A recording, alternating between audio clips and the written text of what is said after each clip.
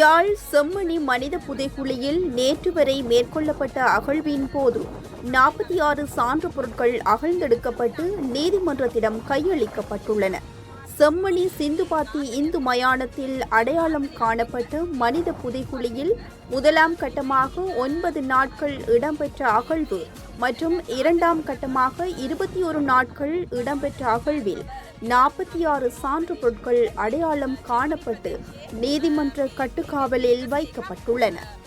இதுவரை சிறுவர்களின் பாடசாலை புத்தகப்பை, சிறுவர்கள் விளையாடும் பொம்மை, காற்றங்கிலி, சிறு வளையல், இரும்பு கட்டிகள், போத்தல், பாதணிகள், சிறுமிகளின் ஆடைகள், கற்கள், பிளாஸ்டிக் மாலை உள்ளிட்ட 46 சான்று பொருட்கள் அகழ்ந்து எடுக்கப்பட்டுள்ளன என்பது குறிப்பிடத்தக்கது.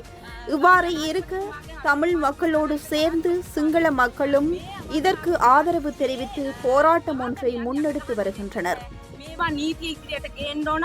මේවා ජාතික මට්ටමින් බැරි නම් ජාත්‍යන්තර මට්ටමින් හරි මේවා විසඳිය යුතුයි. අනිවාර්යෙන් මේ අහිංසක ජනතාවට සාධාරණයක් ඉෂ්ට කරන්න කියලා අපි මේ මලේගම් ජනතාවගේ එකතුව විදියට අද දවසේ මේ ජනතාවට සහයෝගය දක්වනවා.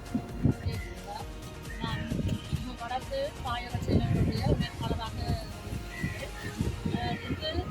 இங்கே தாயகத்திலே நடைபெற்றது இனப்படுகொலை என்று மக்கள் போராடி வருகின்றனர். திருசாந்தி குமாரசாமி என்ற ஒரு பாடசாலை மாணவி 1995ஆம் ஆண்டு படுகொலை செய்யப்பட்டு பாலியல் வல்லுறவுக்கு உட்படுத்தப்பட்டு படுகொலை செய்யப்பட்டது. அந்த நாட்களிலிருந்து இன்று வரை இந்த செம்மொழி பிள்ளைகளுக்காக எங்களுடைய போராட்டங்களை நாங்கள் நடத்துகிறோம். அந்த அடிப்படையிலே இங்கே வடகிழக்கில் நடந்தது ஒரு இனப்படுகொலை என்று நாங்கள் ஆங்காங்கு செம்மொழி பிள்ளைகள் தொடர்பாக ஒவ்வொரு மாவட்டங்களிலும் நாங்கள் சர்வதேச நீதி பொறுமைகள் ஒன்று எங்களுக்கு தேவை. உள்ளக பொறுமையில் எங்களுக்கு நம்பிக்கை இல்லை. சர்வதேச ரீதியாக எங்களுடைய மக்களுடைய போராட்டத்திற்கான உள்ளக பொறுமையை பெற்றெடுக்க வேண்டும் என்று எங்களுடைய மக்கள் போராடி வருகின்றனர். ஆனாலும் எங்களுடைய போராட்டங்களை அவமதிப்பதாக அரச தரப்பு சார்ந்த பல பொறுப்பு வாய்ந்தவர்கள் கூறி வருகின்றார்கள். தற்போது பார்த்தால் விமல் வீரவம்ச அவர்கள் எங்களுடைய செம்மணி புதைகுழியிலே இருப்பது தமிழர்கள் தானா என்ற கேள்வியை உட்படுத்தியிருந்தார். அதற்கெல்லாம் எங்களுடைய ஒரு தமிழர்களுடைய ஒரு இனப்படுகொலை செய்யப்பட்டுவிட்டு எங்களுடைய மக்களை ஒரு பேலி கூத்தாக கதைப்பவர்கள் தான் தென்னிலங்கையில் இருக்கின்ற அரசியல்வாதிகளாக காணப்படுகிறார். நாங்கள் தொடர்ந்தும் இந்த மக்கள் போராடி கொண்டிருக்கின்றோம். எங்களுடைய 70 வருட போராட்ட வரலாறு, 40 வருட போராட்டம், 16 வருட போர் மௌனிப்பு.